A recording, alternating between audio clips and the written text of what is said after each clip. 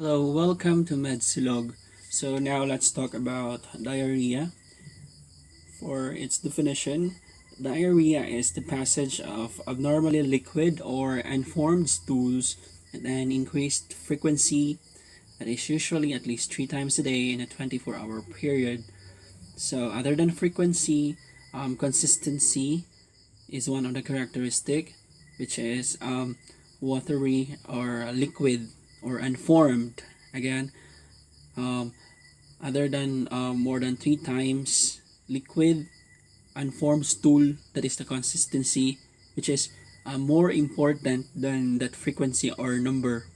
And the stool weight is more than 200 grams per day. Okay, these are the things that we need to remember about diarrhea. The most important thing, consistency, and the stool weight is more than 200 grams per day. For the clinical types of diarrheal diseases, we have acute watery diarrhea, acute bloody diarrhea, persistent diarrhea, and chronic diarrhea. Acute watery diarrhea is happening less than 2 weeks. Remember that. Compared to chronic, which is more than 4 weeks, and for you not to be confused, again, the borderline between acute and chronic is not of the same border. Remember that there is persistent diarrhea in between acute and chronic, in which it happens between 2 to 4 weeks. That is classified as persistent diarrhea. If we say acute bloody diarrhea, that is sometimes called as dysentery. For the main danger of acute watery diarrhea, that would be dehydration. For acute bloody diarrhea, that would be damage to the GI mucosa, sepsis, and malnutrition. For persistent diarrhea, this is important, malnutrition. And the main danger of chronic diarrhea, again, that is happening for 4 weeks, that is a severe systemic infection, mineral and vitamin deficiency, and we have here dehydration as one of the dangers of chronic diarrhea. We have also this concept called pseudodiarrhea. If our characteristic doesn't complete or doesn't satisfy the characteristics of diarrhea, then that is called as pseudodiarrhea.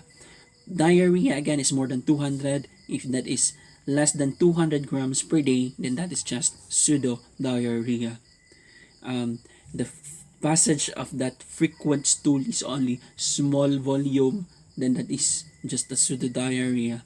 And this often associated with rectal urgency and sometimes accompanies with irritable bowel syndrome or could be proctitis.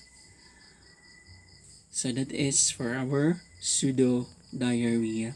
We have also this concept, the fecal incontinence. Fecal incontinence is the involuntary discharge of rectal contents, most often caused by neuromuscular disorders or structural anorectal problems.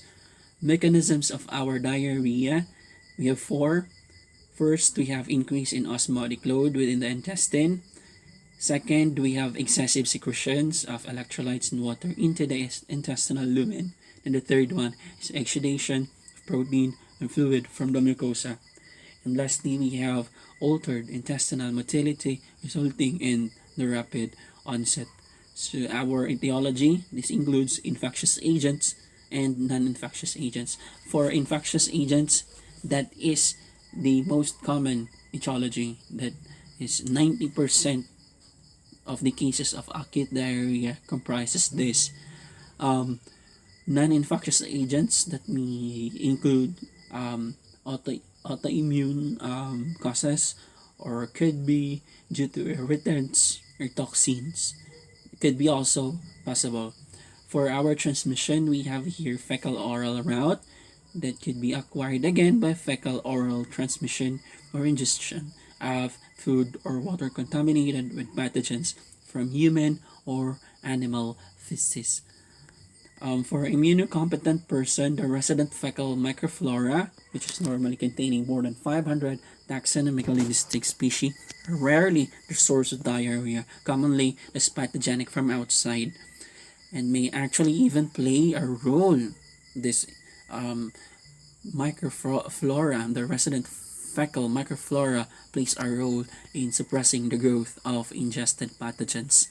For our diagnostic exam for this, um, um, we have here stool exam, which is not routinely actually indicated in acute watery diarrhea, except, again, that is only indicated only for routine stool exam if there is parasitism or there is bloody diarrhea. Commonly, stool exam times straight takings, determining the ovum parasite Entamoeba histolytica. Um, for stool culture, if you are in a doubt that the diarrhea is caused by pathogens, stool culture should be requested within 3 days of symptoms onset and before administration of antibiotics to ensure that its yield is highest. For our enteropathogens, that could be non-inflammatory or could be inflammatory. So inflammatory is capable of invasion.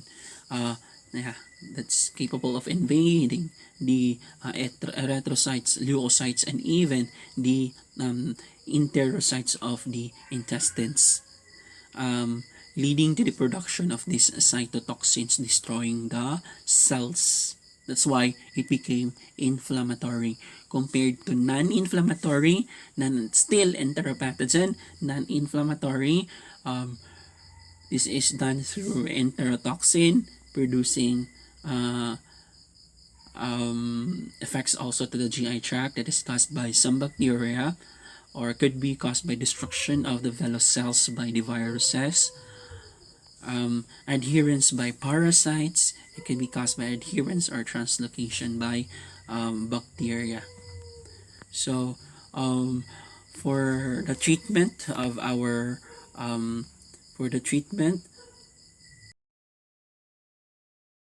for the treatment of our diarrhea, we have um,